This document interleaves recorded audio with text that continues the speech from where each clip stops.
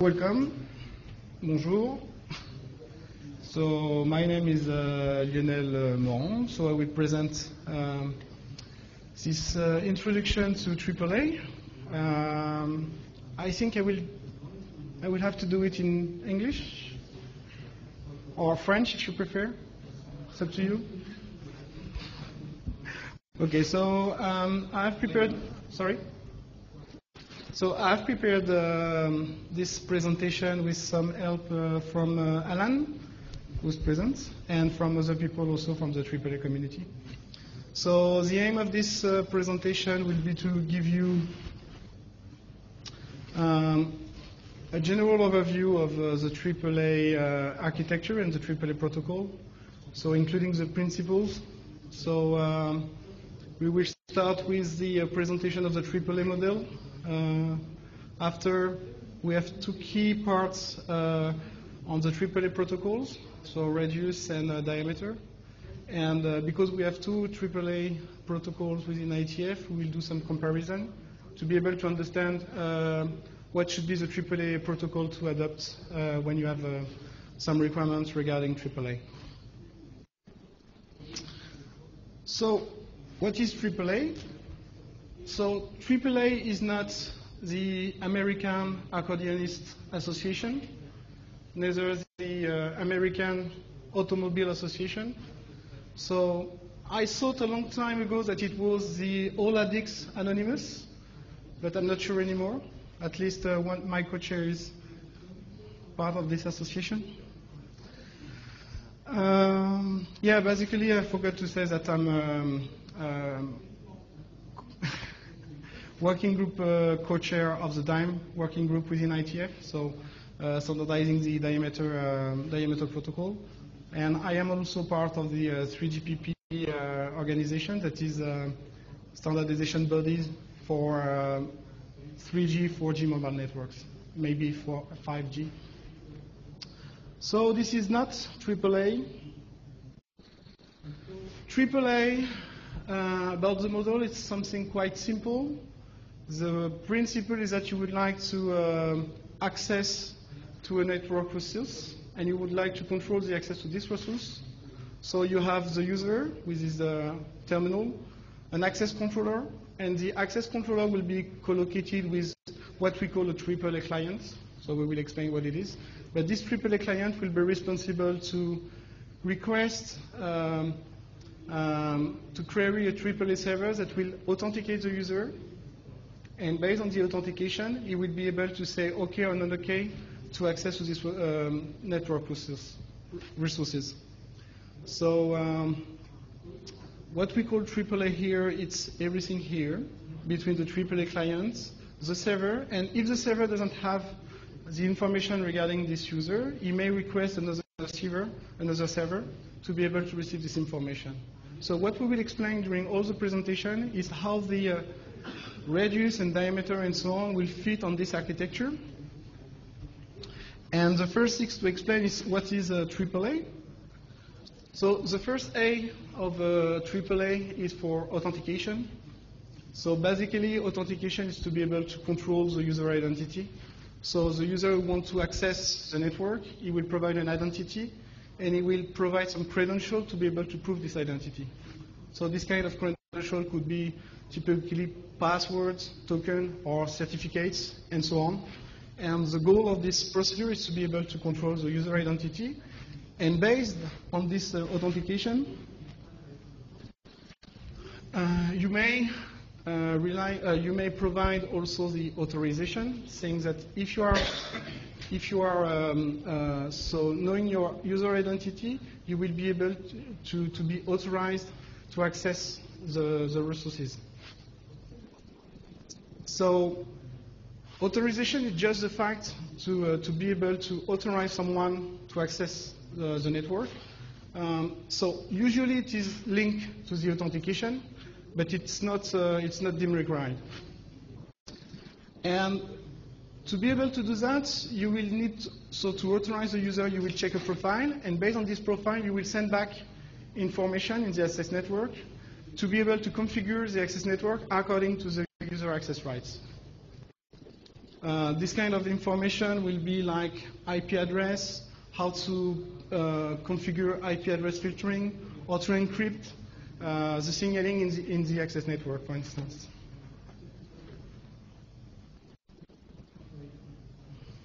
Obviously, do not hesitate if you have any question. I think if it is interactive, it would be maybe better for me. And we can come back also on the slides at the end of the presentation. The last A of AAA is for accounting. So accounting is everything about tracking the consumption of the network resources, saying that you need to provide some information about how the user has used the network. So typical information will be the session duration, how long time the user has used the network, the data volume. You may have more specific information about the type of service used by the user. And all this information will be used, of course, for charging, but not only. It will be also for network management, planning, and so on.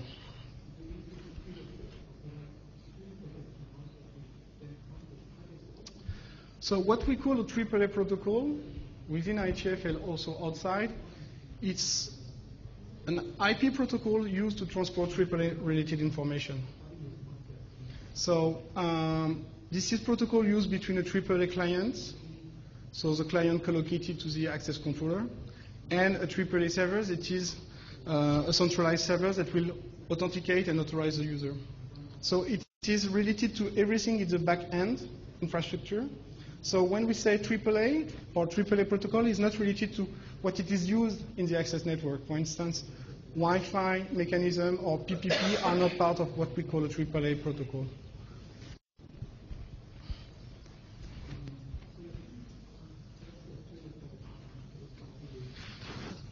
So the basic question is, why do you need a AAA architecture or a AAA protocol when you have other security mechanism or authentication mechanism like cables, open authorization, and so on?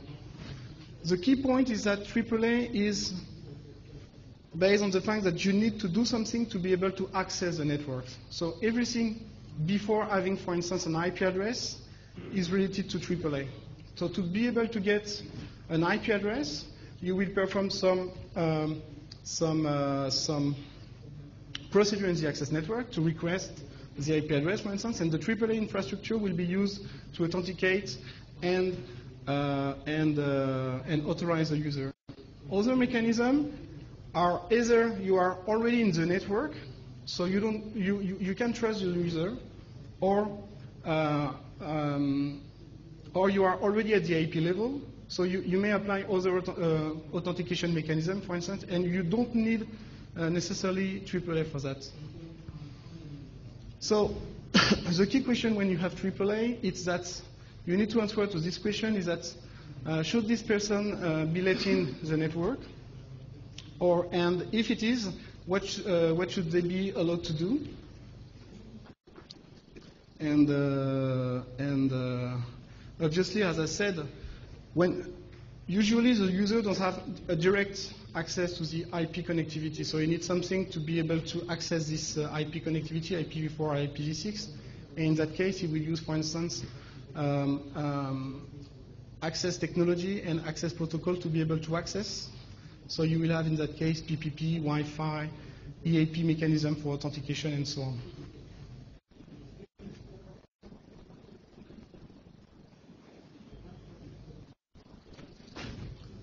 Another key aspect of the AAA is in the AAA infrastructure, everything is related to trust. Trust relationship between the entities using the AAA protocol. So it includes all the access clients. So you will have the VPN, for instance, the switches, the DSL aggregator, and so on. And these entities are trusted by the network, so they can rely on the AAA protocol to be able to request further information from a AAA server. As I said before, all the other mechanisms may not require that, so you may have interaction between untrusted system or between an untrusted user and a system, but they are not relying on accessing a resource inside the network that you would like to control.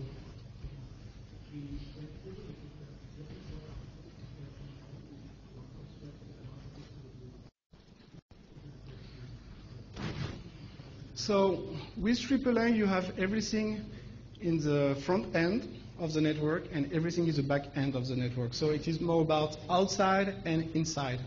And the AAA procedures and related mechanism are how to be able to be from outside to inside. So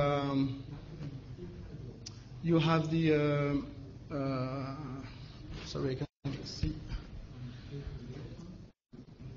Okay, so you have this typically when you would like to perform network access control, but it is also valid for a service, for instance. You want to access to a service, you are using an IP address. At the beginning, you are not allowed to do that, but using this IP address, you will be able to be authenticate, so through a AAA server, and based on that, we will be able to tie your authentication, successful authentication to this IP address, so this IP address will be able to access to the service. In that case, service could be, for instance, remote management of a router in the network, remote management of a web server, and so on. So the public system may use the AAA, as I said in the back end also. So obviously the user at the beginning is not trusted, but using the authentication, you will link this successful authentication to the IP address, and this IP address will become trusted.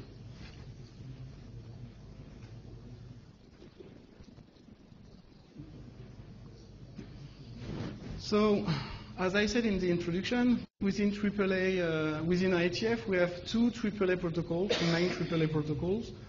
The first one is Radius, and the first CRFC for Radius, not the first, but the main used, so the reference for Radius is a 2865 RFC. And Diameter, that was supposed to be the successor of Radius. So in the rest of the document, I will present Radius and how Diameter was designed and what is the current status within IETF when you have to choose between AAA protocols. As a note, Radius was not the only one proposal within IETF. Other solutions were in the field, TACAX and mainly after TACAX Plus. But these solutions were not standardized in IETF, so you have some informational information present as a draft or even informational RFC, but they are not considered as IETF standard solution. And I will not describe these solutions. Actually, I will not be able to do.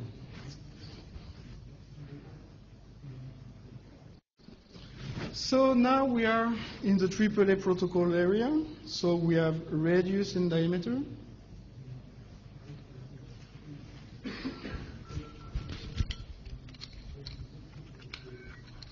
I can't remember where is the sound.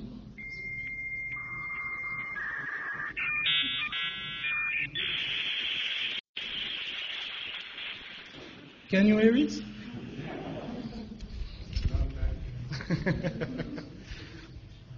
I'm only 25, so I am too young to know that. But I heard that it was the case a long time ago. So Radius means, so it is an acronym, and it means Remote Authentication Dialing User Service. And so in the name you have dialing. So it was for dial-up services that was introduced in early 90s.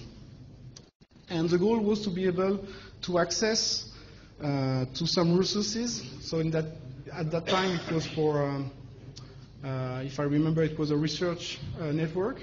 So it was to be able for any university to access the resources. And two protocols were used at this time. PPP, that we will explain right after, and Radius was proposed as a solution to be able to perform centralized or remote authentication and authorization to access to these resources. So it was defined for dial-up services, but it was reused also after that because the model was right. So it is still still used for other services like, so from the dial-up services we moved to broadband access with DSL and so on, cable labs, Wi-Fi access points, VPN and so on, web servers. So initially it was only for dial-up, but the model was fine to be able to perform any access control based on the AAA infrastructure.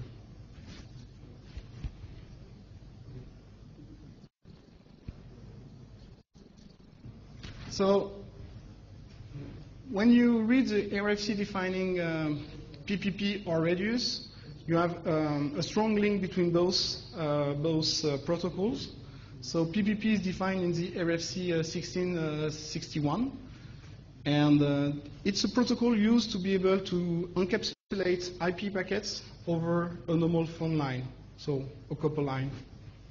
And so PPP is used to encapsulate these IP packets, and it will provide mechanism for authentication, encryption of these packets, and compression if needed. And radius is a counterpart in the back end used to convey the authentication mechanism between a PPP endpoint and a AAA server.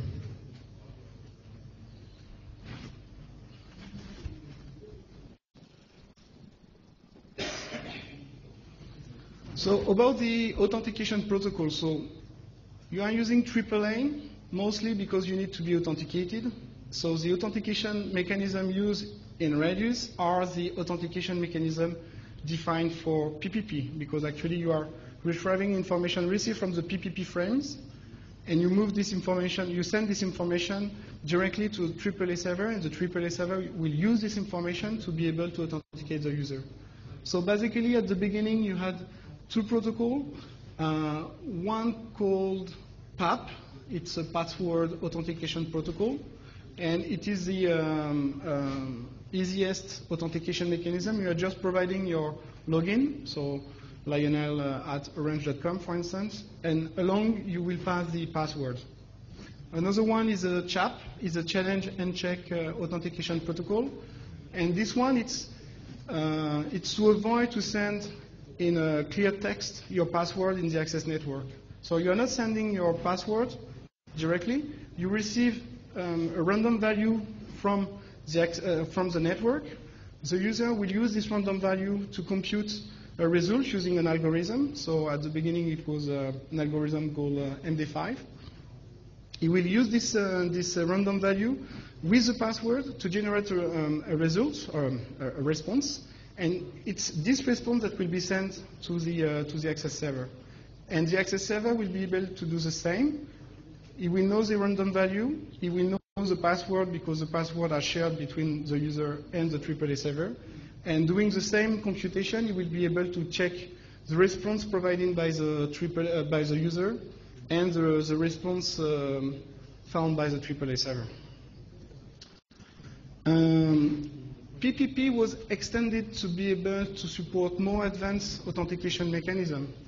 And in order to avoid creating a new protocol at the PPP layer, each time you create a new authentication mechanism, they extend the PPP protocol to be able to support what we call an extensible authentication protocol, EAP. And EAP is not per se an authentication mechanism. It's a protocol that enables the transport of authentication information above PPP, above radius, and now above other protocols. For instance, it is used also today in Wi-Fi. So all these three mechanisms are supported by radius natively.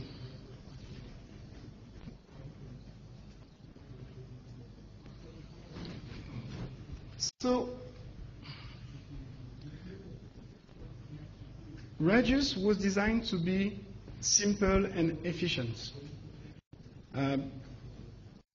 Only because it was not a kind of theoretical approach of a AAA model. It was because it was to fit requirements, as I said, in a specific goal to be able to access remote network resources in a specific context. So the model is simple. You have a client-server model, so a client querying a AAA server to ask for authentication and authorization parameters. We have a simple transport, UDP. At this time, it was nice. So you're just sending information. If some information are lost, you can retransmit this information, but it's not so crucial to have reliable protocol at this time. Authentication and authorization are combined. You have the requests that say, I would like to authenticate this user, and the AAA server will authenticate the user, and if it is authenticated, it will send back directly the authorization parameters. You have a set of information that you can exchange between the access and the remote server for accounting. So both are described in two different RFCs. RFC 2875 is a standard track RFC, and it describes how the radius messages are formed and used. And the RFC 2866 is the informational RFC, and it explains how to use radius to transport accounting information. But both are linked. If you want to use radius for both authentication, authorization, and accounting, you will rely on both RFCs. The information are transported what we call attributes. So attributes, it's something really simple. So it's what we call a TLV formats. So you have a type first, type number 1, type number 2, and so on. You have the length according to this type, so you know what to expect after, and after you have the value. Just to figure out what it could be, it's like a train. You have the motor engine, the locomotive, and after you have some wagons. So all the wagons after the locomotive are identified by a single value, so you know exactly what is in each wagon. And the routing at this time was simple. The client knows the IP address of the server. You don't have to figure out what is the server that is in charge of this user. At least it was like this at the beginning.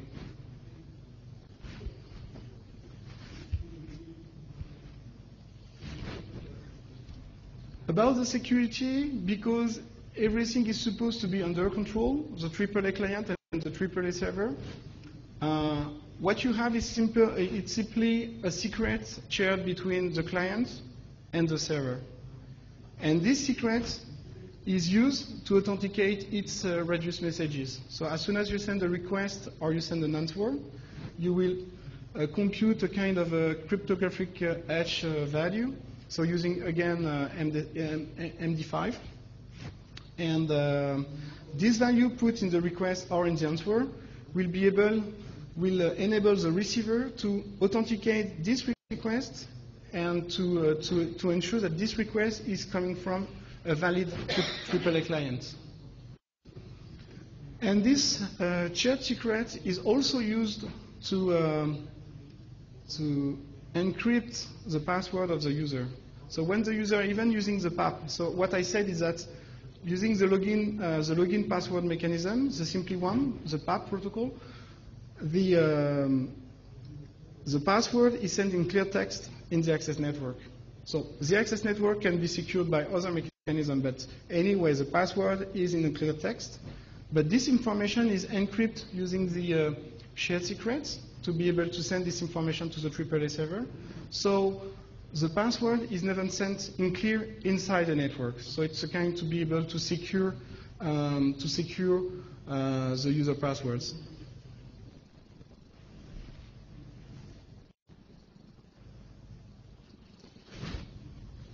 So I will just illustrate with a basic example how radius is used in a connection with the PPP with the PPP protocol. So it's not a detailed example, but it's just to illustrate what I explained before. And it is in the dial-up service, dial-up internet access service. So using PPP, so PPP is used between the PC of the user through the modem, through the telephone, through the telephone system. So you have two modems, and PPP is used here just to be able to say, I would like to access the network. So here the network is, for instance, the internet, and what you would like to have is an IP address and to be able to access to the internet after that. So you have a PPP request, and this PPP request is received by the access controller. Here it is called a network access server. And this access controller is a kind of a gateway between the outside world and the inside world. So this entity will take the information received over PPP and will send this information to the Radius server. So you have basically one request. So in Radius is a Radius access request. And inside, you have a set of attributes. So for instance, the first one will be the username. That is a login, inserted by the user. You will have, for instance, the password. If it is the mechanism, if we are using the PAP authentication mechanism. And the NICE identifier, for instance.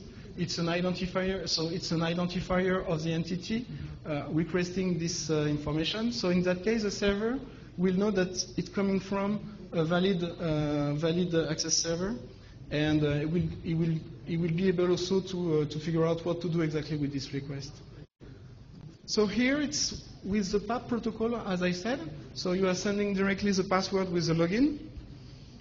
If it is not the case, the user can request access using only the login.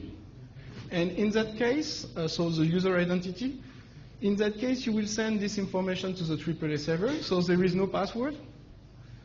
But the Radius server will be able to send back an answer called access challenge, and it will use this message just to be able to put in the replace, to put in the message, so it will be put in this attribute called reply message.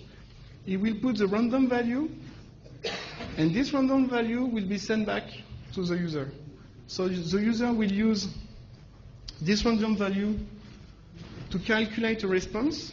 So using the password, the user identity, and the random value, it will calculate the answer, provide this answer in a new access request, and all the information received at the PPP level will be put in the new access request sent back to the Radius server. So you will find again the username. Here you will find the response and all the other information needed in the access request. So anyhow, after receiving the access request with the required information, the Radius server will be able to compare the information received from the user according to information stored locally or in an external database. So first, you will check either the password or the result of the authentication, the result of the hash value received from the user. So we'll check if the authentication is fine. If it's fine, it will look inside the database to see what are the rights, user access rights. It will retrieve this information, and it will provide. So, if the user, for instance, so the authentication failed, or the user has no more access rights to these resources, the Radius server will send back an access reject. So it will indicate to the NAS server, to the network access server, that the user is denied, so the user access is denied, and you will send back an error to the user. So in that case, the user will not be able to access to internet here, for instance. If the authentication is okay, and the user access rights are okay too, the Radius server will send back all the information needed to be able to configure the access network according to the user access right. So, for instance, you will have the IP address to use for this user, so it will be the IP address allocated to the user for this session. You will have some kind of information to be able to configure the access network to say this user is authorized to access internet through the port 80, for instance, and some other information.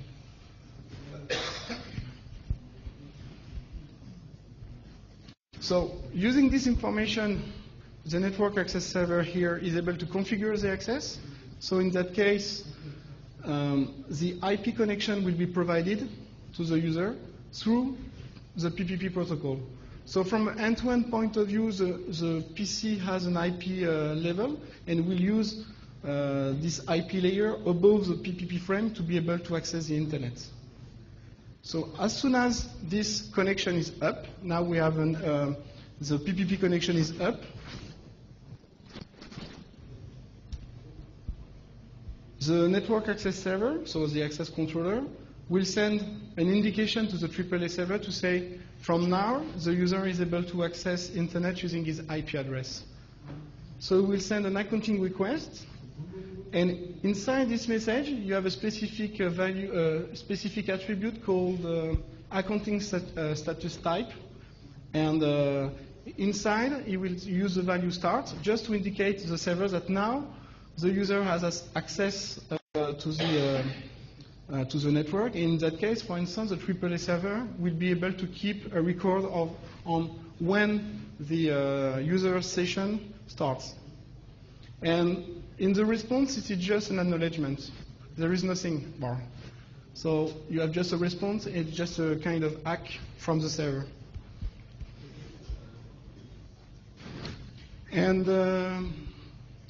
when the user access session is closed, either from on the initiative of the network access server or the user, as soon as the session is closed, the network access server will send again an accounting request, and in that case, it will use in the accounting status type an indication of stop, and it will indicate in that case that the session is over, and it will send also all the information related to the user session. So all this information will be, for instance, the data, the volume of data received or sent by the user, the duration of the session, and, for instance, the termination cause.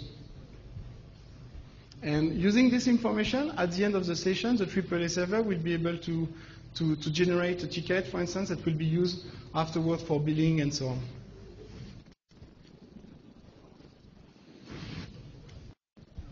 I will not explain exactly how Radius is used in Wi-Fi, but as I said, the same model is reused today with Wi-Fi or broadband. Here it is Wi-Fi. The idea is that you want to access to first the LAN behind the access point, the Wi-Fi access point. So again, you will have an authentication between the user that is in the Wi-Fi zone, between the user and a local AAA server. And if you are authenticated, you will be able to access internet. So for instance, you can do that in a hotel and so on.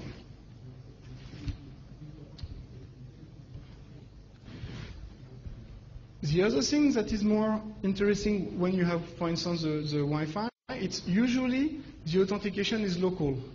You have a network access server, a network controller, that asks for access to local resources. So at least to be able to go out internet.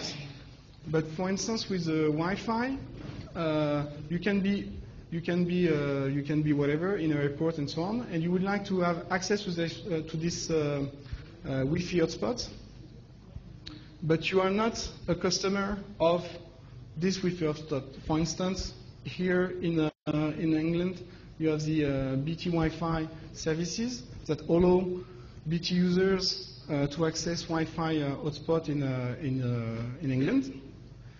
But what you can do is to have an agreement between, for instance, BT and Orange to let users from Orange access the the BT access network to be able to access internet. So in that case, you will send a request to be able to access internet. You will use your login as usual, and based on the last part of the login, that is orange.com here, the AAA server here for BT will be able to understand that it is not a request for a user from BT, but from a user from Orange. And locally, he will have a database to say, if it is a request from Orange, I know which server to contact to be able to authenticate the user. So it is what we call roaming. So you have roaming agreement between Orange and BT. And in that case, the request will go through the BT Radius proxy, will be forwarded to the Radius server. The server in Orange network will authenticate the user, authorize the user, and push back all the required information to be able to access internet.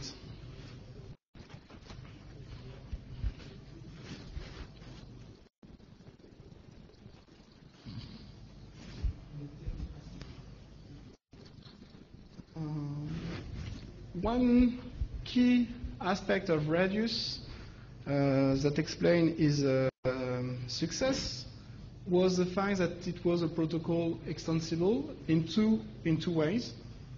The first one, of course, is to be able to extend the protocol within IETF. So what you can do is to ask for a new standard attribute or a new comment, but the range of available values for new attribute or new comment, it's squares. So you can do it. It will be a long process, but another aspect will be able to rely on a specific attribute called the vendor-specific attribute that was defined in the Radius specification. So it is a standard attribute called vendor-specific. And the aim of this attribute was to be able to let vendor do what they want with these attributes. So you can create any new AVP. This AVP will be identified first with a vendor ID, and after that, it's sent to the vendor to explain how to use these attributes. But using one single AVP, you can create any number of vendor-specific information that you would like to convey over Radius. And this was the key aspect of Radius, because using only the standard attributes, you can provide a basic service of AAA, a basic AAA service. But usually, when you are in a private network, you would like to have more information more information than what it was identified in the standard RFC. So using this, Orange can decide that I would like to send also the email address of the user. I would like to send also the phone number and so on. I will create my own AVPs, my own attributes, and I will be able to reuse a standard mechanism, the AAA mechanism defined in Radius, but add all the vendor-specific information inside.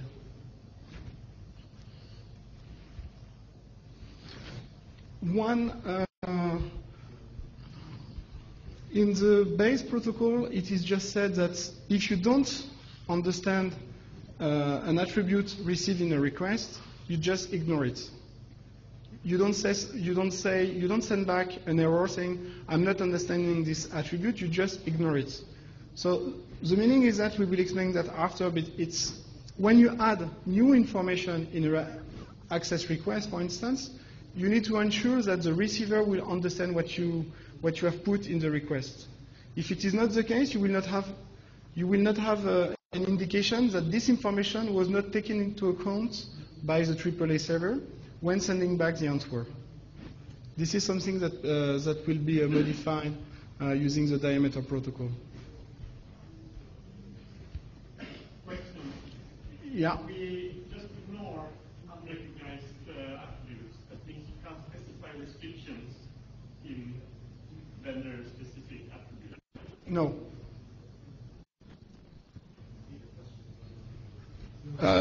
Okay, actually you have Mike here. No problem. Ludwig. The question was if we ignore unrecognized vendor-specific attributes, then we can't put any restrictions in those attributes, right? No. Actually, you need to ensure that the client using these attributes and the expected server using these attributes are configured in the right way. Another question, if I may. Yeah? These vendor-specific attributes, haven't they hurt interoperability? I mean, usually when you open up for vendor-specific parts, then these tend to grow, and then you get two different protocols. It's a key issue with Radius, actually. It's what I will try to explain after that, but I will say it now, and if I have to repeat it after, it's not a problem for me. Exactly. As soon as you define a vendor-specific stuff in any protocol, it's under the responsibility of the vendor using this information, right? So if you have multiple vendors that need to interpret using the same Radius implementation, you will need to ensure that all the vendors will support exactly the same set of procedures and vendor-specific attributes. And as I said, there is no way to ensure that one new vendor will be able to behave as expected, because there is no way to say, I'm not supporting this new AVP, new attribute. You're welcome. Yeah? You use the acronym AVP, what did you mean? Attributes. AVP is more in the AVP's attribute value pair, okay. And we are using this wording that is a kind of new way of saying attributes in diameter, but AVP attributes.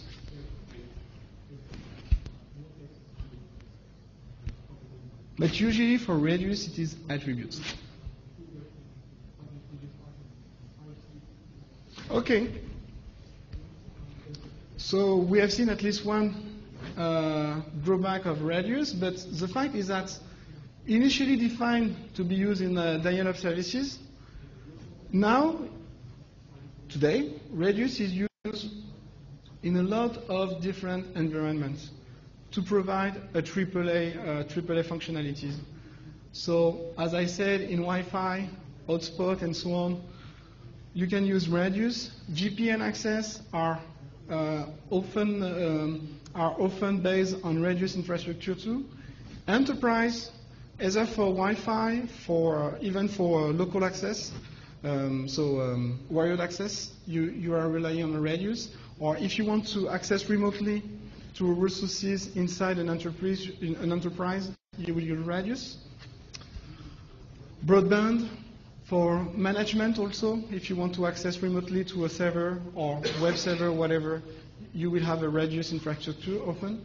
And even in mobile data access. So we used to say that, for instance, in 3G mobile and so on, we are using diameter. I will explain that. But today, and still, we are using Radius at least for accounting, or to be able to control the access to an enterprise. So using your data access, you will be able to access the enterprise world. I will not explain this. But as soon as you will do that, you will rely on a AAA, on a Radius infrastructure, where the Radius server is used to authenticate the user and to configure the access to the enterprise.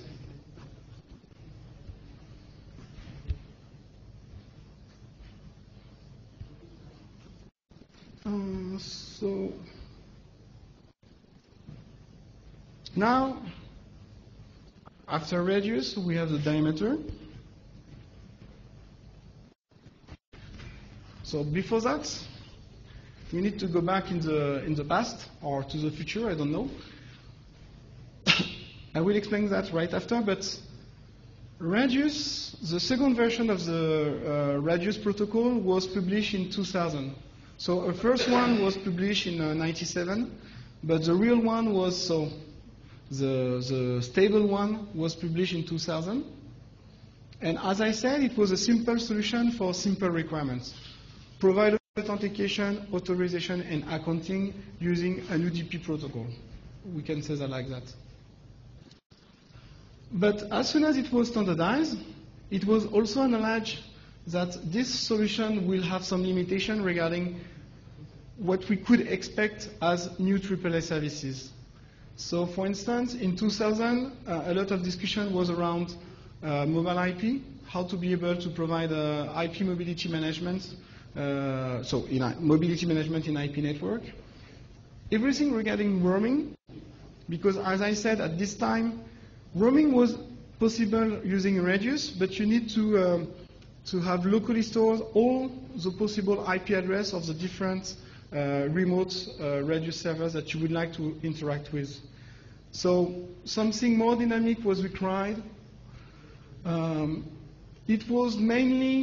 Radius was mainly defined to be able to perform access control to IP networks. If you have new services, maybe radius was not so useful in that case. So what it was saying is that you need additional capabilities or additional functionalities in what we call a AAA protocol. And actually, even the wording AAA protocol, AAA architecture, came at this stage. When it was only radius, we were not speaking about AAA, but when you have to think about what radius was supposed to do and what could be done above radius.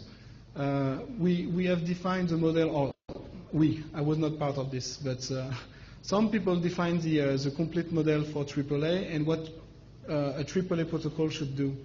And new functionalities were, in radius you have a pure client-server model, so the server was not able to initiate messages. And more interactivity between the client and the server was required. So it was possible to do that. So it was a new requirement for that. Also the possibility to re-authenticate a user during an ongoing session. For instance, if you have a very long session for several days, maybe the authentication was right at the beginning of the session, but if you would like to ensure that the user behind this access is still the same or is still valid, you would like to re-authenticate the user during the session. To have something more dynamic about the routing, to be able to use the domain name as a key criteria for routing aspects, as it was done for web or for email or for SIP, for instance, at this time. Reliable and secure, and also to have bigger packets. I will explain that after. So all these requirements led to a new protocol, and this new protocol is diameter. Yeah, I know.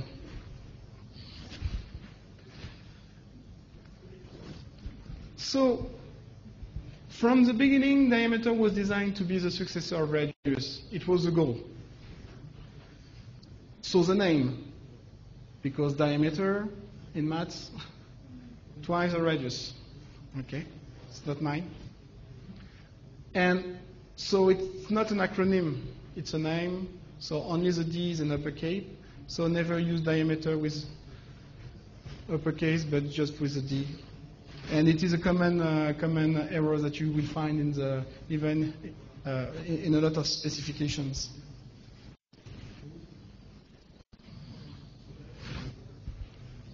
So you will understand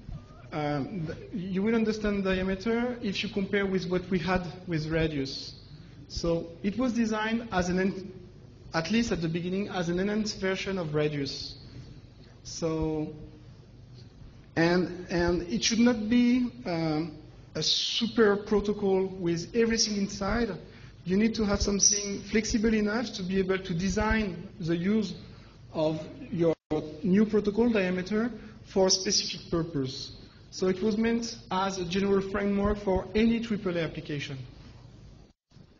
And the feature supported by diameter, if you can see, are opposed to what was not possible with radius. So for instance, a peer-to-peer protocol instead of on a client-server protocol in radius. Reliable and secure against, as the opposite than the UDP transport in radius.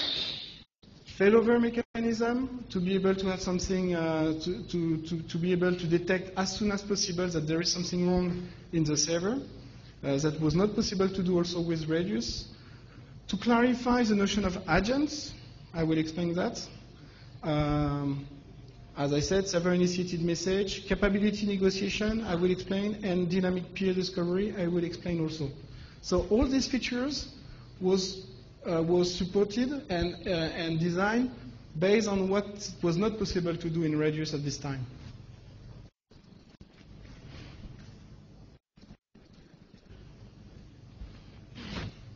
So the design is that instead of UDP for Radius, now you have a reliable protocol using either TCP or HTTP. Both are valid. And to secure the connection, you are using TLS, DTLS, that is a kind of enhanced version of TLS, initially for UDP, but you can use also now over HTTP. And of course, you have IPsec. That is a kind of a default if you have nothing available except that. This is a key point because in Radius, in the basic specification, there is nothing about the transport security. So, as I said, the protocol is defined to be reused in different contexts, and you don't have to support everything to be able to fulfill only one requirement. So the idea was to define first a set of common commands and a set of AVPs, so attribute value pairs. But the concept of AVPs or attributes are mainly the same. And this common set of information, command or AVP, are used for establish a connection between two nodes, to discover a node in the neighborhood, to be able to perform the routing between two endpoints, to manage a session, so a diameter session, I will explain, to perform accounting, and to provide also a basic set of errors that will be able that can be reused by anyone as soon as there is a problem at the protocol level. And above this set of information, you are defining a set of specific applications that are defined for specific purposes.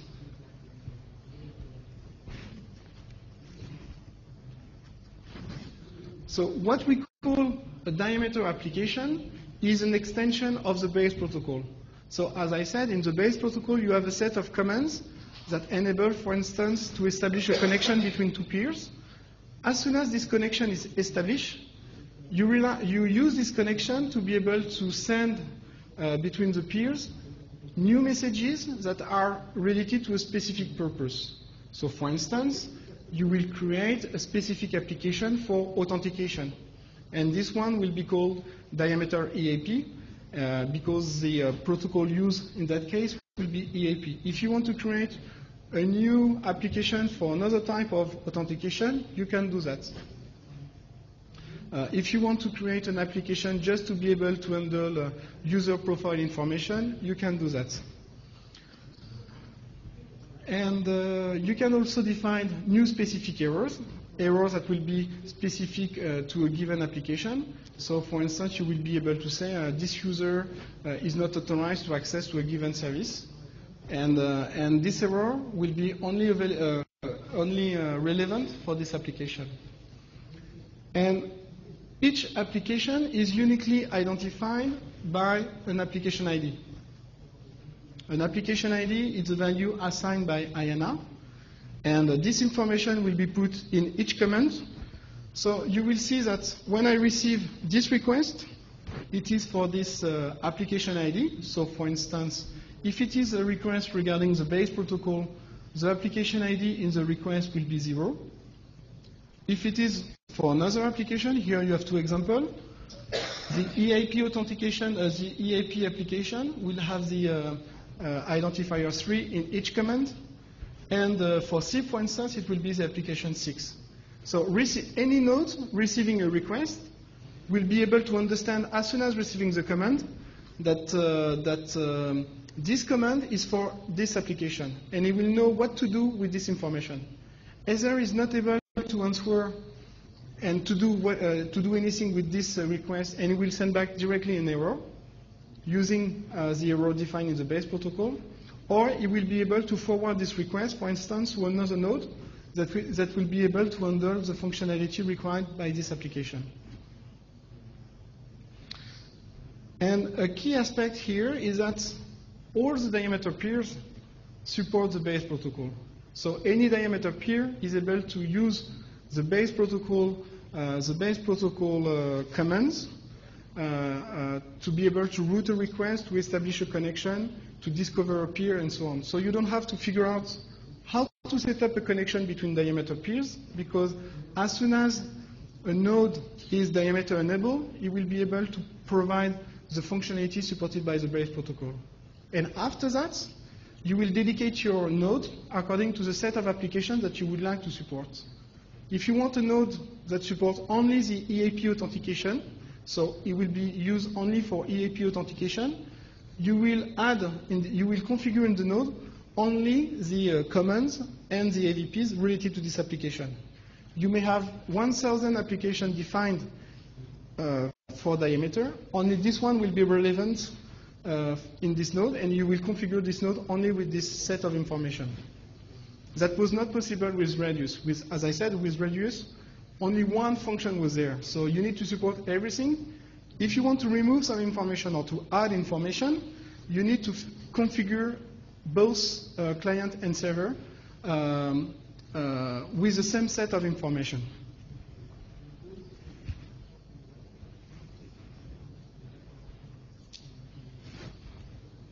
So I will explain a little bit the mechanism. So some of the key features provided by the base protocol. So the first one will be the peering. So instead of having to configure each node with a set of information, for instance, the IP address of the server and so on, as it was done in Radius, the idea here is to be able to rely. So of course you can rely on a static configuration, but if you want, you can rely on a DNS-based discovery mechanism to be able to discover the peers around you, or in a remote network. So you will use the DNS for that. As soon as you have discovered the peers around you, you will set up a transport connection and a secured one, so with security. You will exchange some key information that we call capabilities. Capabilities are information regarding applications that you are supporting. So you will send your identity first. So I am the node number 1 in this domain, and I'm supporting application 1, 2, and 10. So you will send information, and the other one will be able to send you what is supporting, and after that you will know each other, and you will know that this information can be sent back to this peer, or can be sent back to another peer. Using this information, you will update some local routing table, and as soon as you have a diameter connection open, you will be able to use a kind of keep-alive mechanism to ensure that the connection between one diameter peer and another diameter peer is still alive. So what we call keep alive here is not only at the transport layer, because of course, because you are using TCP or HTTP, you are sure that the IP transport is okay using the TCP HTTP mechanism. What you would like to check is that the node using this connection is still up.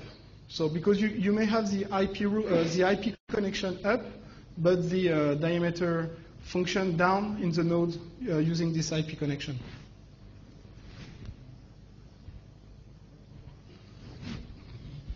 So the peer discovery mechanism is quite simple. You have a peer. You would like to know the diameter nodes available for a given domain. So it will request the DNS server, and it will ask for all the diameter nodes available in one given for one given domain name. So the domain name could be orange.com. So you will interrogate the DNS system, and the DNS system will send back the list of the IP address of the nodes available for orange.com. And using this information, you will try to contact each peer provided in this answer.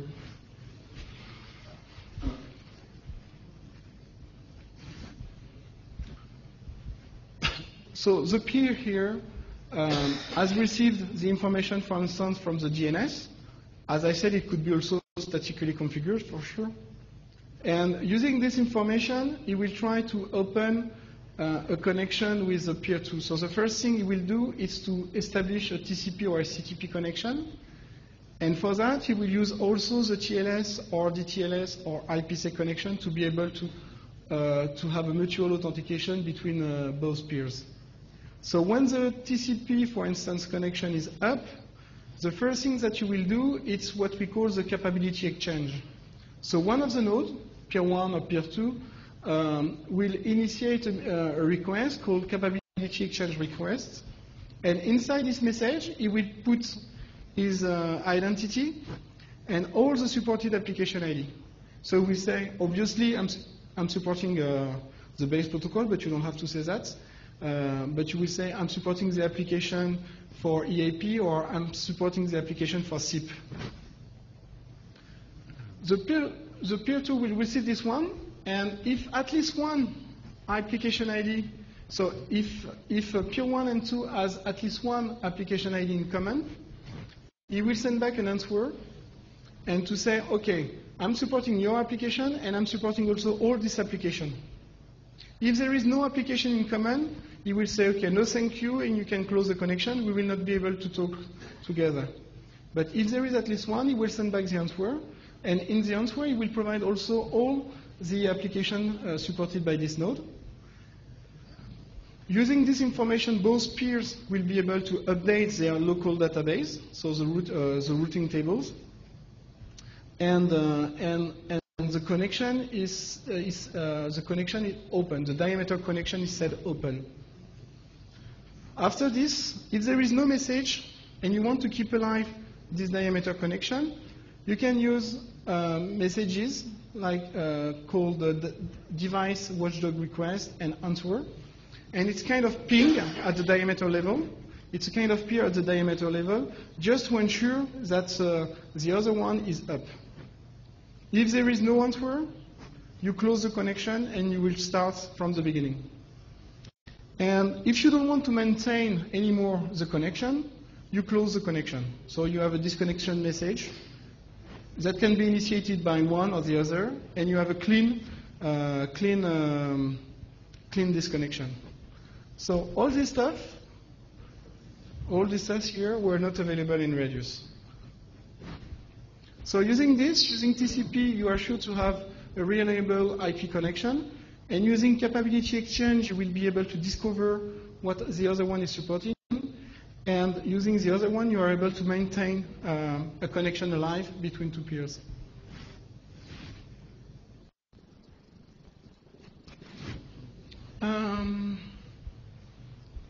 So the diameter security in Radius was quite weak. So it was seen that relying on TLS first and IPsec and then DTLS, it was more secure to be able to protect the connection between peers. So you are using the same mechanism here just to be able to mutually authenticate the peers. And of course, so to do that, so you have specific mechanism in each protocol, but you will mainly rely on certificates or peer shot key and so on. But you will be able to set up a secure channel between the peers. And any diameter message will be sent only after successful connection setup. So when we say successful, it's the connection is up and the security mechanism between the security association between the peers is up also. So all the diameter signaling is secured using this mechanism.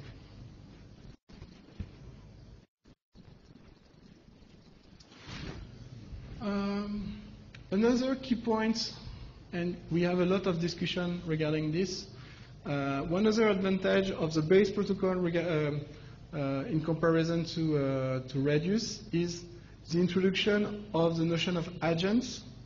And agent is everything between a client and a server.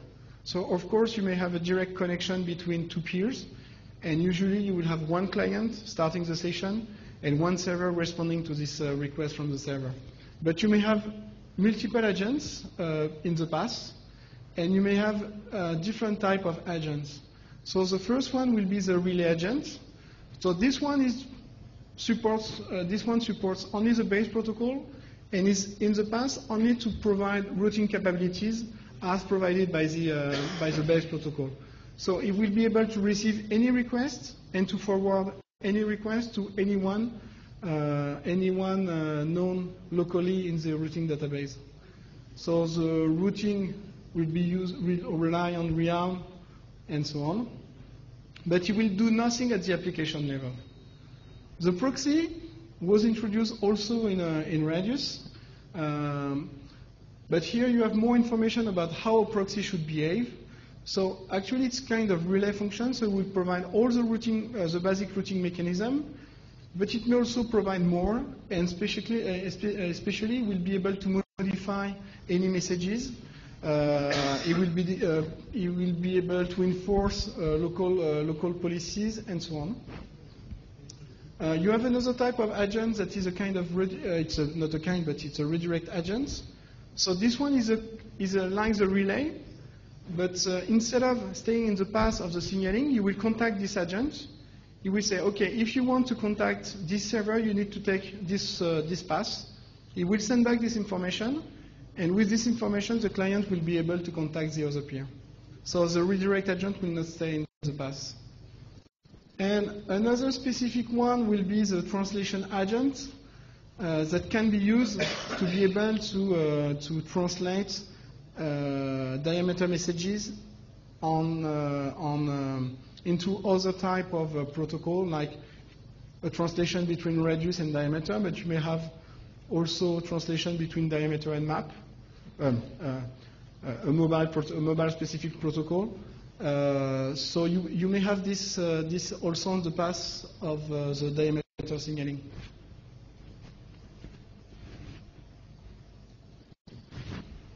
So usually you will have at least this kind of architecture. So of course here you have just some agents and server, but you may have a bunch of diameter peers between the two endpoints. But what you can see here is that every node, so the green box means that you are supporting the base protocol, and above this green box you will just support the applications that you need to support. So here you have, for instance, one client in one domain supporting application 1 and 2. And for the application 2, it will use this proxy because it is set like that. So it will use this proxy, and this proxy will be able to forward the request to the server A that supports also the application 2. The same client can use also the application 1, and in that case, he can use just a relay because there is nothing to do with this application here. It's only between the client and the server. So he will use the relay to be able to forward the request to the server B that is supporting the application 1. And you may have also any other, because you have a peering of all the nodes, you have also some connection open between the proxy, the proxy relay and the servers. And the role of this proxy is to protect, for instance, your network internally. So the clients are not in front directly to the server. You have a kind of front end between the client and the server. And you may have, of course, the same here between the external world and the domain hosting the servers.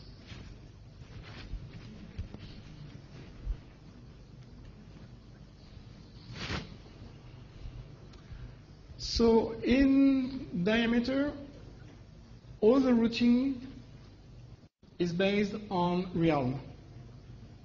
So you need to have a domain name to be able to know where to send this information. So it is the same was done for email, infrastructure, and SIP. So the idea is the same here. You will use, so you will first send the request to a domain, and inside this domain, you will be able to figure out what is the host that need to receive this, the final host that need to receive this domain, this request. So it's a kind of hop-by-hop routing, and you are using two tables in every node. One is a routing table, and in this routing table you have all the information received in the capability exchange. So you will have the peer to contact when you need to reach a specific domain for a specific application. So in this table you will have to contact Orange for the application authentication. Please contact peer 2, for instance. And you will have also peer table where to contact a given peer that is identified in the routing table, you know which connection to use. Okay, so you have two tables here. And the first one to use is a routing table to know where to send this information. And as soon as you figure out where to send, you use a peer table to know the connection to use to send the request.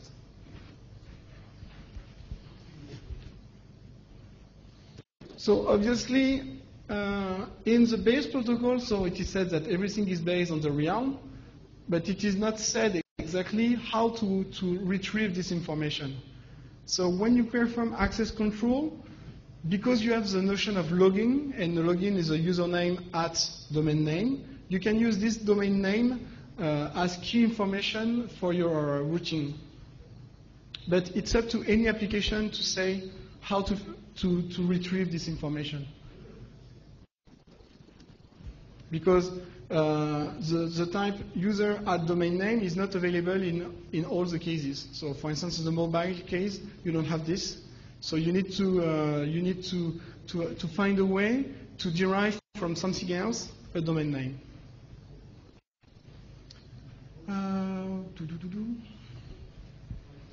Yeah, and if you don't know exactly the server that will handle the request, you can just send the request to orange.com, and orange.com will figure out for you what to do with this request. So you don't have to identify exactly in the request the final destination of the request. Orange will figure out for you, or the remote domain will figure out for you. And for the answer, there is nothing to do because any answer will follow the path of the request.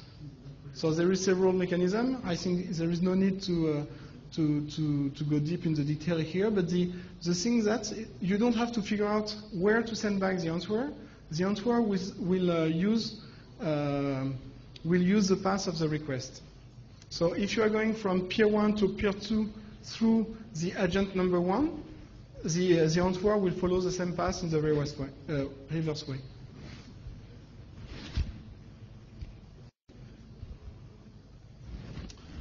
One key aspect also of diameter is the notion of session. With Radius, you can send an access request, receive an answer. The client can do the same thing several minutes after, but there is no way to correlate both transactions. With diameter, you have a specific information called the session identifier that we will put at the very first message sent from between the client and the server, and the same identifier will be reused in all the messages related to the same session. So, for instance, you will send an access request. You will put the session ID here. After that, you would like to re-authenticate the user. You will use the same session ID, and the server will be able to know that this request is related to an information already stored locally. So this notion of session ID was used in Radius, but only for the accounting procedures. For accounting, the notion of session ID was there, but for everything related to authentication and authorization, this information was not present. So Diameter generalized the use of the session ID to any type of functionalities. And the station ID is something globally unique and eternally. And one key point here is that you have the identity of the peer initiating the session that will be put in front of the session ID, and the rest of the session ID is a kind of random value and generated in a way that this value is unique for a long, very long time.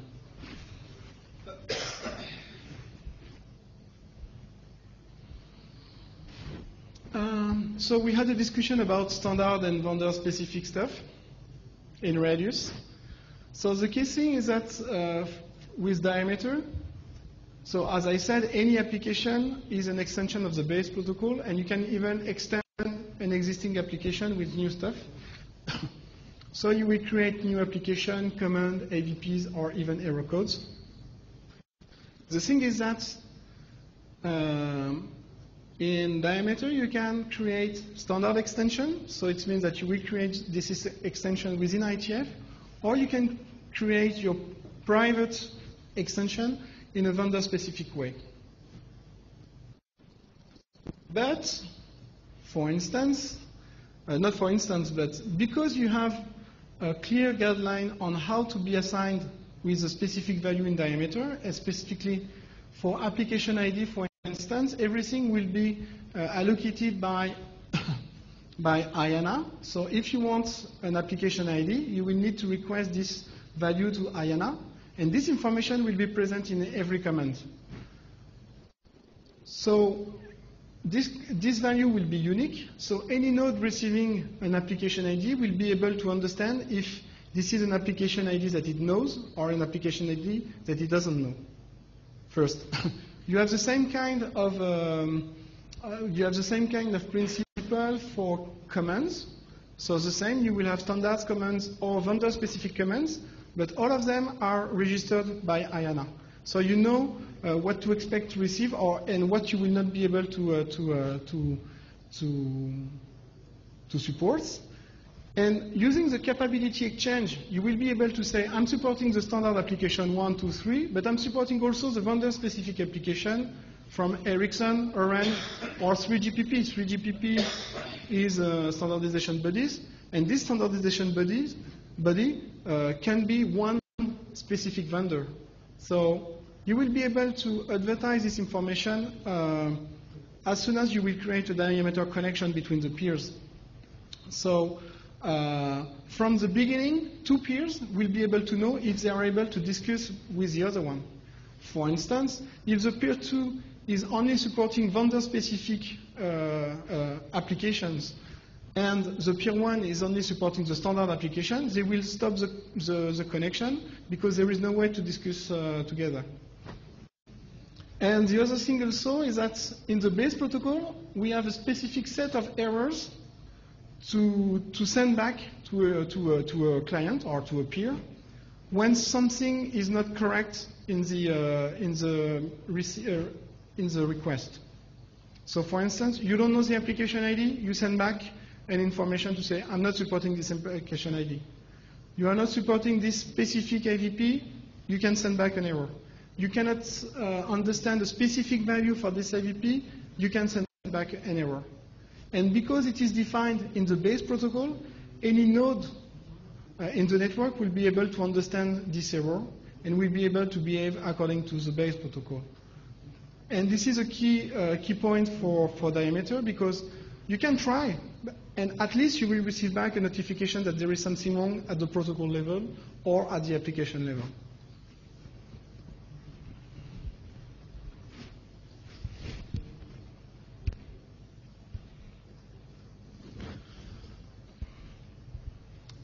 Because Diameter is providing this set of functional, common functionalities like discovering the peers, establish connection, secure connection, the default handling in case of error, and so on. This framework is used for AAA, of course, but actually you can do whatever you want with this base protocol. So, for instance, in Radius, authentication and authorization was linked together.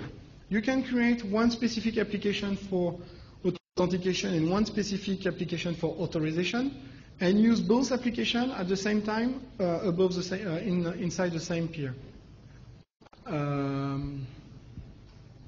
And you can, as soon as you are able to create a command and to put in this command a set of related information for a specific request. So as I said, it can be on AAA, but it can be whatever you want.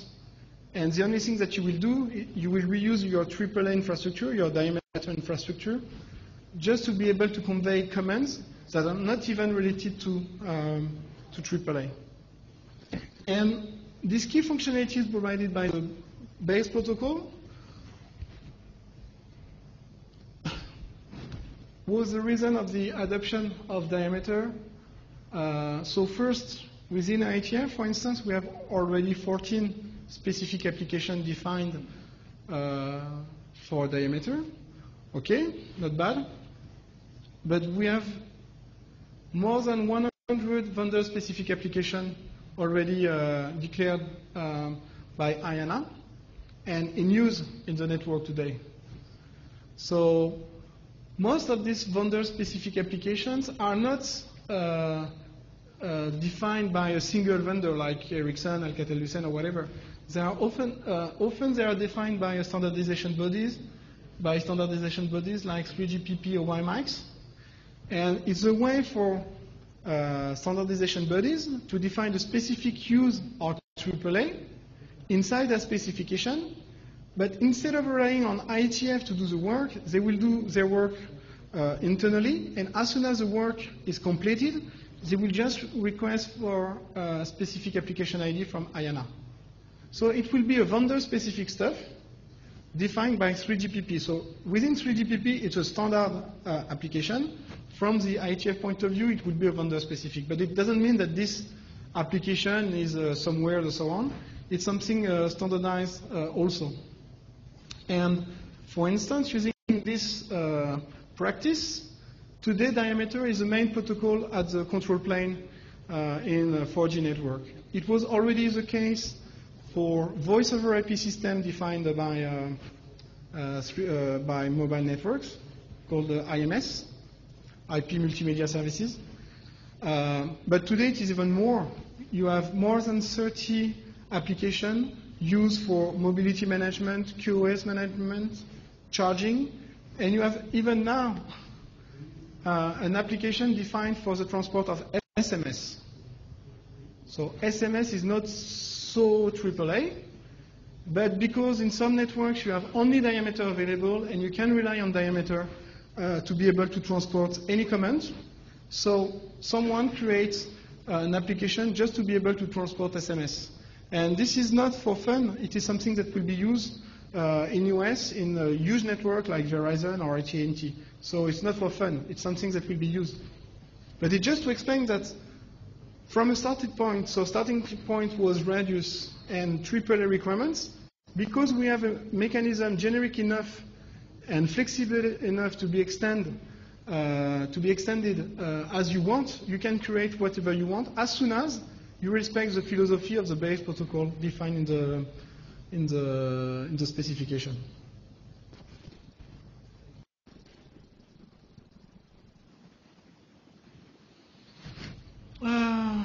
Just to illustrate, I will not go deep again in the network, but what we have here today, and if you have a 4G mobile phone, you will have this kind of architecture. I said a kind of because you have a lot of other, it's a complex architecture, the mobile networks. But for what is relevant for us today, and the examples that I will give you, what you have your base station that is 4G, that is controlled by a node called the Mobility Management Entity. And this entity is responsible to track the user in a given area. So as soon as you are connected to the base station, this base station will send the information to the Mobility Management Entity, so MME. And this MME will be responsible for control the access to the network. So so with an analogy with a radius, the mobility entity will be a kind of network access control, but only at the signaling plan. And this one will need a server to be able to authenticate the user.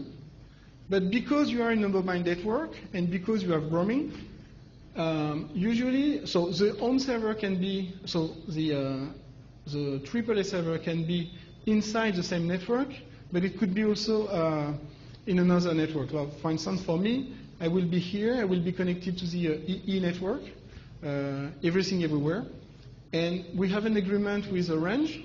So Orange will be contacted through agents that could be put on the edge of each network to be able to protect the network. So it is a typical example of the use of this agent. So maybe you could be able to establish a direct connection between all the nodes, but because you want to protect your network, you will put an agent, and this one will filter for you the request allowed or not allowed in your network. And so the home server is the one responsible of the user, responsible for the authentication, and it will have also all the information required to be able to set up the connection, so the data connection in the access network. And as soon as the authentication and so on is provided, you will be able to open the gate. So here at the signaling level, it is OK. And when it is OK, you have an indication that will open the data gateway. That will open the data gateway for this user, and the user will be able to. It's very complex, but you have a kind of tunnel, a chain of tunnels that will enable the user to set up an IP connection directly with the rest of the world. And everything is controlled by diameter here. And this is what you have with your 4G mobile phone. Yeah, and maybe you don't know, but with a 4G network today, everything is based on data. You don't have any. There is no more circuit switch network and so on. When you are on 4G, you are just using the data plane, so you have just an IP connection. It's a difference between in 3G. When you are using, of course, your data connection, you can access internet, but you have still the circuit switch that is used to provide the voice services. In 4G, everything is based at the IP level. If you want to have voice today, you need to switch from 4G to 3G. Tomorrow, you will add here a platform, or it is already the case in US. You will have an IP platform providing IMS services. So you will have only voice over IP services for 4G.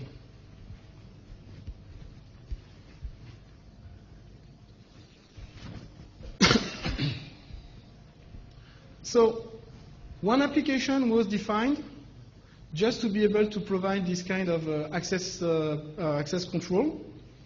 And what we knew at this time, it's what we will receive from the access network.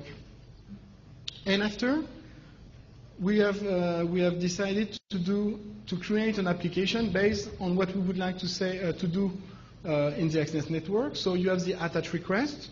So we create a message called authentication request, and you have the answer. Why creating a new application for that and a new command? Because the existing one didn't fit with what we want. For instance, in 4G, we are not in 4G network. EAP is not used. You have a specific mobile authentication mechanism. You have a specific set of information that you would like to convey from the access network to the home network, and from the home network to the access network. So we have tried to reuse something existing, an existing mechanism. It was not possible, so we have decided to create a new application. And so you have first an authentication phase. So it's specific to mobile, but actually you are requesting the needed parameters to be able to authenticate the user. So you send back this information in the access network. After, you have a specific dialogue between the access network and the user to authenticate the user. And once the user is authenticated, you ask for more information. So you have a separation here between authentication and authorization. So here you ask for more information, you receive this information, and you are able to configure your access network. And after, because the user can be attached for a while, or you may have something happen in the home network, the HSS, for instance, can initiate a request to modify some information in the user profile. So the user profile was sent back to the access network in the MME. There is some modification, is initiate a request just to say, please modify this, or please provide me this location info related to this user. And in that case, you will have in the answer the location information. So just to illustrate the fact that we rely a lot on server-initiated message, so on the capability provided by Diameter for that. Yeah, and the relay agent here, as I said, are just forwarder here. They're receiving requests from one domain, they are pushing this information to another domain. One key aspect would be, for instance, here, you can rely on one typical security. For instance, you would like to rely on TLS here, and here you would like to rely on something else like IPsec and so on. So in that case, you can modify hop by hop the securities that you would like to apply.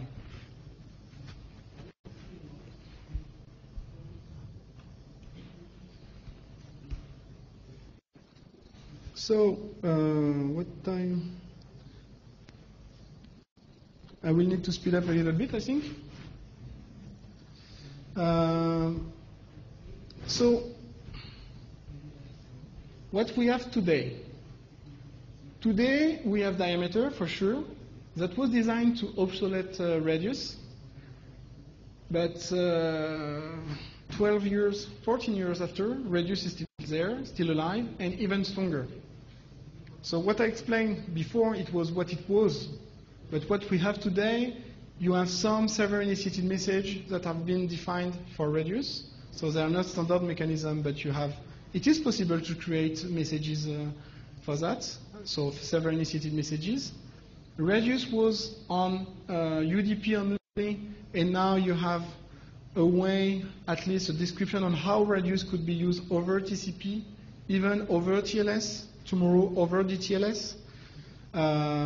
You may have also some DNS-based service discovery that may be also added. So what you can see is that the reason for Diameter, because so it was in Diameter because it was not in Radius, but now you have more and more in Radius. Diameter is still there. So do we have actually two equivalent solutions today? And it is what I will try to describe right after.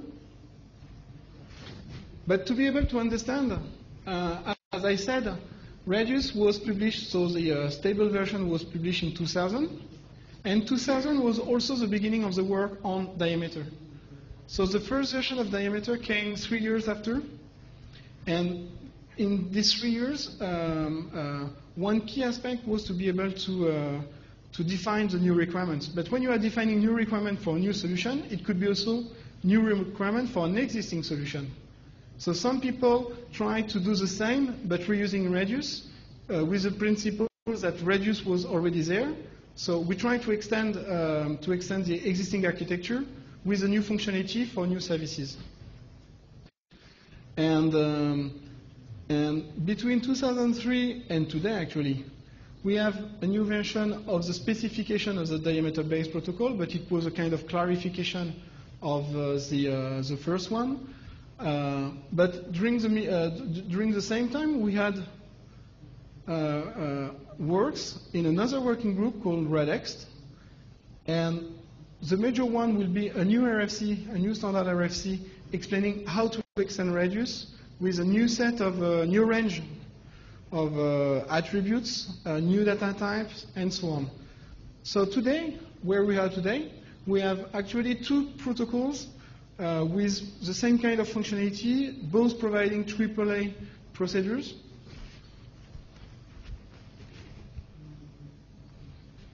So we have three questions. Why does the IETF have two standards? Why one protocol over the other? And what will happen in the future? So why first? Yeah, what I said. So the work on Radius was stopped with the development of Diameter, but as soon as Diameter was finalized, people starting to work on evolution of Redex, and at the beginning it was a small evolution of Radius, and at least it was also to document something that was already present in the network. And we realized that this kind of new feature for Radius was useful. So part of them were included in a new standard specification. And for instance, now you are not limited by the number of attributes, because now you can extend the number of attributes. So you can create new standard AVPs, new standard attributes. You don't have to rely only on vendor-specific attributes for that. You can have bigger attributes. Tomorrow, maybe bigger Radius messages. You have new capabilities for the transport. So obviously today, part of them are standard, but others are either informational or experimental. But at least it is an illustration of how Radius would work in such an environment. And it's up to, for instance, any vendor that would like to do it, for instance, to use Radius over TCP and so on, to rely on this informational RFC or experimental RFC to do the same in its network. So I will skip this one.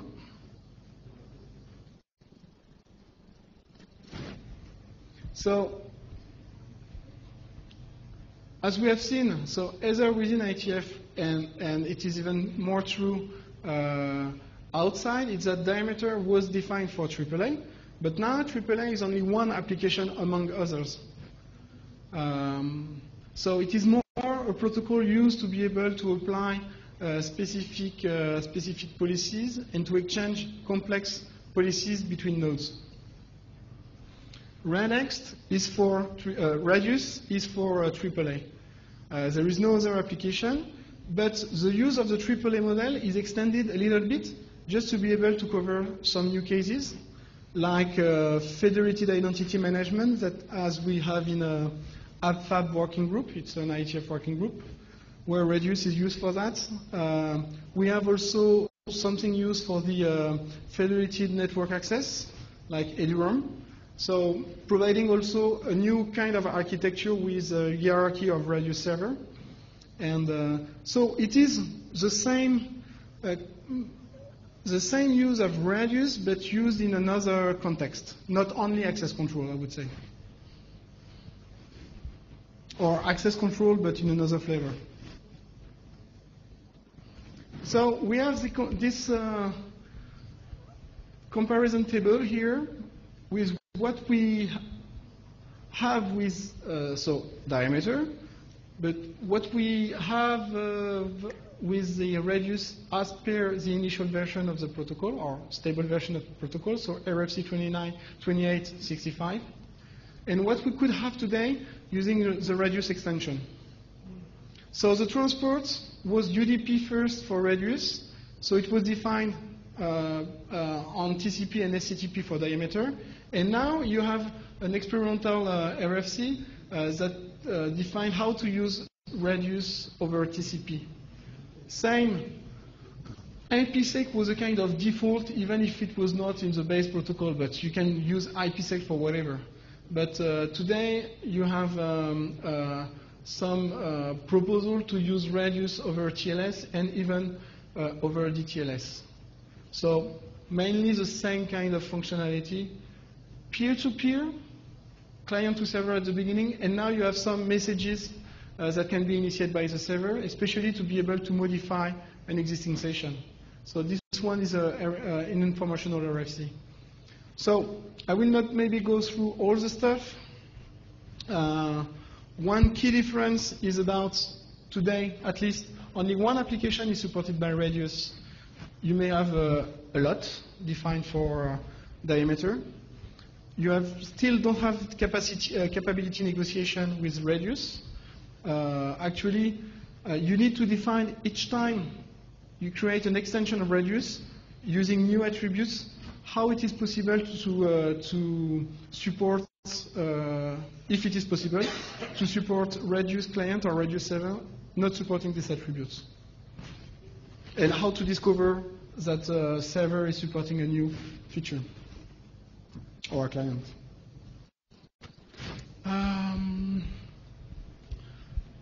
We have still the limitation of 256 commands that can be defined for radius, a little bit more for diameter.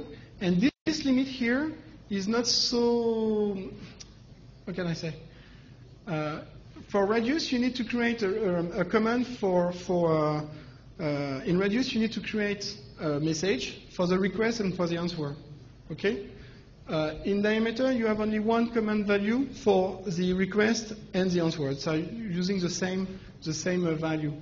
And for diameter, we have already more than 100 commands. So compared to radius, it would be more than 200 commands, messages defined already. So if you want to have something very sharp, it is not possible to create so easily a command, and at least we will be limited in radius, and it is not the case for diameter. But actually, if you want to keep only the AAA scope for radius, maybe you don't need to create new messages. About the size, today you may have large packets, and today the limitation is still 4,000 bytes. There is a proposal to extend a little bit, but actually you will be still limited by the size of the packets that you can send over radius infrastructure. Same so you have the same with the size of the attributes. So it was limited to 53 octets. And now you may have, with the extension, you may have 4,000 bytes. But 4,000 bytes, for instance, for voice over IP architecture, time to time it could be too limited. So we have an experience today where we have more than 32 bytes, where you need to send a huge profile back to the access network. Okay, so you have the difference today. So from this comparison, what we can say for the comparison, so to close the comparison, about the implementation, we have for both protocols, we have commercial and open source. For the open source, we have free radius for radius and free diameter for diameter. And radius is widely deployed. And diameter is now widely deployed too. So what to choose between one or the other?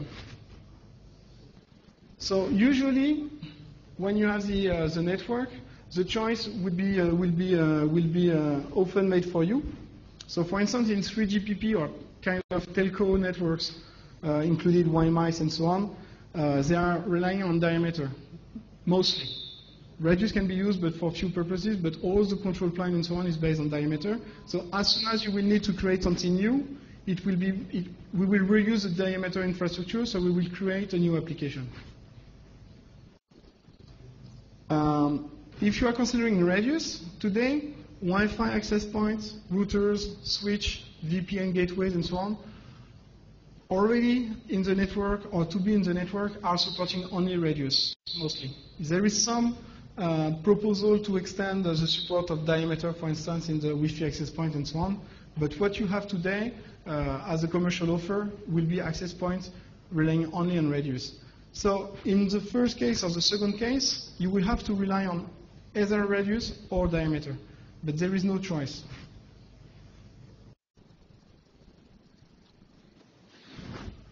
What we can see also is that As soon as it is something quite small, so let's say an enterprise, university, small business, and so on, and you just want to provide a kind of access control functionalities based on AAA, for Wi-Fi access, VPN, and so on, you will probably use Radius because you don't need more. You will not provide something sophisticated with your AAA infrastructure. When you need more functionalities, like for the telecommunication operators, when you need to exchange more information, you need to provide a full set of information to the access network, you need more interactivity between the networks, you will rely on Diameter in that case. So the conclusion could be, when it is something very simple, Radius is enough, and you don't need to do more. And when you have something very complex to convey between the identity, and you need also to have a more specific routing procedures and so on, you will rely on Diameter. And this can be a guideline for a kind of a checklist. The first thing to figure out is your requirement a basic AAA requirement? Is it something related to access control, either to the network or to the service? If it is not, maybe Radius is not the good response for you. Do you have an existing infrastructure? Same. If it is there, try to reuse Radius. If you have nothing, maybe you can think about between Radius and Diameter, but at least, is Radius fit your requirements? The existing attribute type or data types fit your requirements? Is the limitation in the size either for the messages or attributes is acceptable for you? And I think that if you have a no somewhere here, it will be a case for Diameter. At least you can try to see if it is possible to twist a little bit Radius to be able to fit your requirement, but it will be at least a case for Diameter. And as soon as you have decided to rely on Diameter, okay, I have said that you can do whatever you want with Diameter, but at least there is an advice, not only from the IETF point of view, but also from the operational point of view. It's to try to reuse as much as possible. Reuse means that you will rely on some tests, already IoT tests and so on, provided by others when developing another application. So if you reuse an existing application, it will be easier for you. So you can try to reuse an existing application, even if there is something specific for your needs. You can extend the existing application, and you will be safe from an implementation point of view and even from an operational point of view. If it is not possible, create your own. You can do that, but use the existing application as a model. Because everything related to error handling, security, management, and so on was already done for other applications, so you can reuse. So you can create a new application, authentication application, but you can reuse the existing one as a model just to see how it was done before. And the recommendation will be to do it within IETF if it is clearly in a multi-vendor environment, or to do it in your own, because you have one vendor responsible for the development and the implementation of this new application. One vendor could be a standard organization like 3GPP. So you will be safe if you are doing it at the IETF, but you can do it on your own or inside another SDO, and you will have something standard too. So to conclude, what we have today is Radius and Diameter, and tomorrow we will have still Radius and Diameter. So what we can see is that Diameter will have more and more application, and most of these new application will not be anymore related to AAA. You will have also a lot of other application, other models. Radius will be more and more extended. I told you that there is There is ongoing work trying to do to reuse radius on DTLS, DNS, and so on. So we have more extension, but the idea will be always to remain on the AAA space. So radius will be maybe closer to diameter, but only for AAA. So the concept of application will, for the time being, not be added to radius. And obviously, you can still reuse diameter for AAA. And if you have nothing, maybe you will start with diameter instead of using radius. Obviously, if you need help, we are there. So it's the DIME working group for everything related to diameter, or the REDX working group for everything related to radius. And do not hesitate to come, to ask for advice, question, or participate, because we need a lot of people involved in both areas to be able to be efficient. And if you're not sleeping and you have other questions, do not hesitate.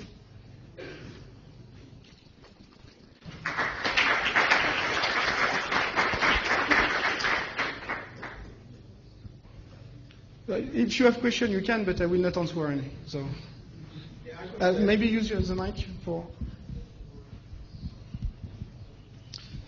So I've got an application where I want to use something other than username and password for authentication. And so the pattern is going to be I connect up to something, and then it's going to essentially send over a username, and then somewhere in the cloud there's going to be some protocol that says, is this really Phil? And back's going to come a response that's completely authoritative, out of band, because there's some public key stuff going on another channel that's going to decide whether I'm me or not, and then that's going to come back as yes or no. Now that's something that I obviously can fit into the radius protocol, but what would be the best way of packaging that up so that people who are already running radius or diameter could then consume that particular service? So basically it's you give it a tuple of username and resource, and back comes yes or no from another protocol. So should I be exposing that as a radius service that another radius service can, or should I be using an API or what?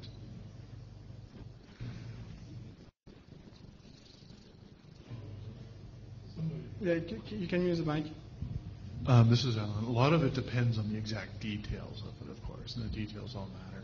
Generally, as the slide said near the start, if this is about access to services, probably neither radius nor diameter apply, because they require trusted endpoints.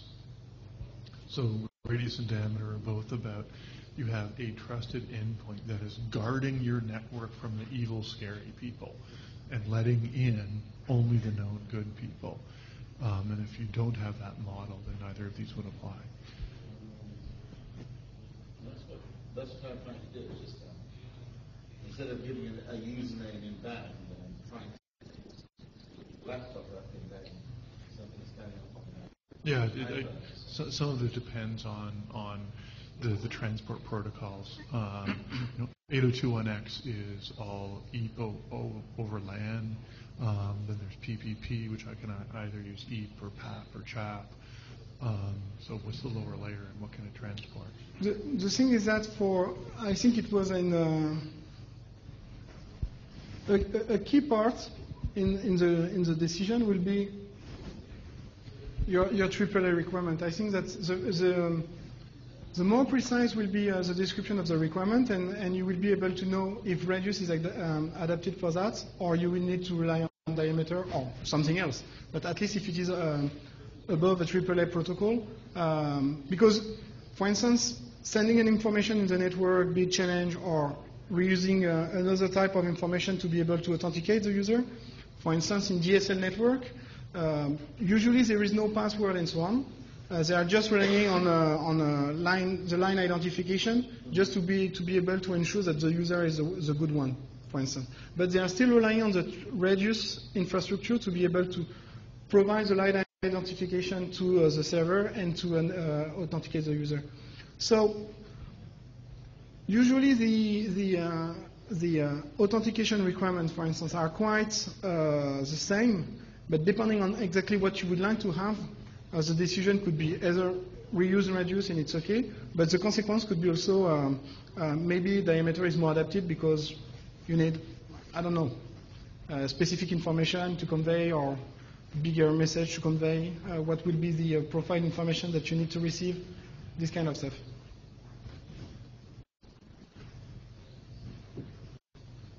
Further question? No? Merci. Sorry? Okay, so it seems like diameter is more or less a superset of features of radius. So why have all the applications which have historically relied on radius not made the transition to diameter? Good question. We have always the same question internally, for instance, in Orange. For instance, the mobile unit and the internet unit is different with different people, and especially the operational guys are different. So for everything related to broadband, there is no reason to migrate from radius to diameter, because to do exactly the same, there is no reason. But for instance, for Wi-Fi was on radius. But today, when you deploy your Wi-Fi hotspots, you have the same type of service. I just want to access to internet. But there is no new features today that will come. For instance, you will use a Wi-Fi access network to be able to access a 4G network. And in that sense, you will need additional features. So you can extend diameter, you can extend radius for that. But because you will develop, you will deploy a new access network, you will deploy a new core network, maybe it is a hint to replace radius by diameter, because you will be able to do more.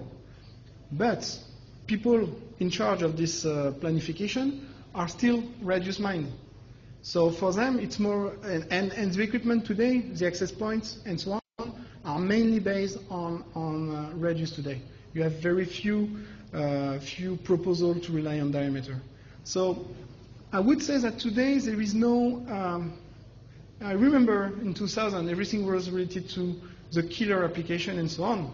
So today, for the migration between radius and diameter, there is no so much requirement today. So it was just said, basically you could replace radius and diameter with IPv4 and IPv6. We all know IPv6 is much better and more shiny and so on, but exchanging something for something new is much more work than extending something. So this is the default uphill battle for the V2 version of something. Yeah, I can give at least an example for the 3G mobile network to 4G. In 3G, everything was on mobile-specific protocols, and radius was used for accounting, and it was okay in the data domain. In 4G, everything is on diameter. Only the one for the accounting was still on radius.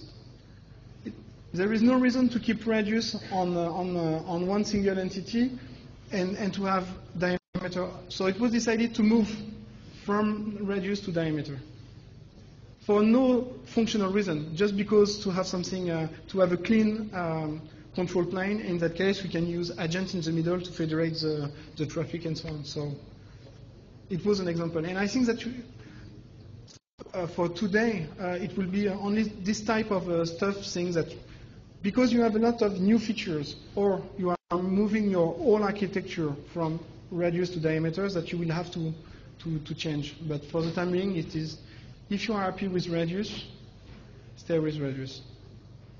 So out of interest, are there any killer applications or wireless access points that can be currently satisfied by additional radius attributes? Or what is the reason to use diameter with Wi-Fi access?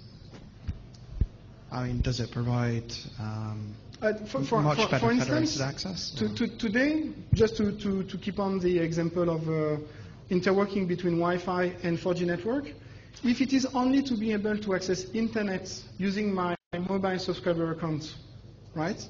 So through the Wi-Fi access, radius is fine. As soon as I will need to perform some mobility management between Wi-Fi and the 4G, I will need to use diameter for that. Not because of the access, but because of the mobile core network. Because the mobile core network will be anyway on diameter. So even if you could do the same with radius, it would be easier to have diameter between the core network and the access network instead of having diameter, a translation gateway, and radius. So I'm not saying that it will not be possible to do, even for this requirement, it will not be possible to do it using radius because you will create new vendor-specific AVPs and so on. But it will be, from an operational point of view, easier to rely on diameter. But for instance, today, the requirement for seamless handover between Wi-Fi and 4G network is not so urgent. So maybe tomorrow, but not today. So there's no hard protocol, no hard requirement to use diameter. It's just the simplicity of having diameter away from your network. Right? Yeah. Okay. Especially when you are regarding AAA requirements. Thank you.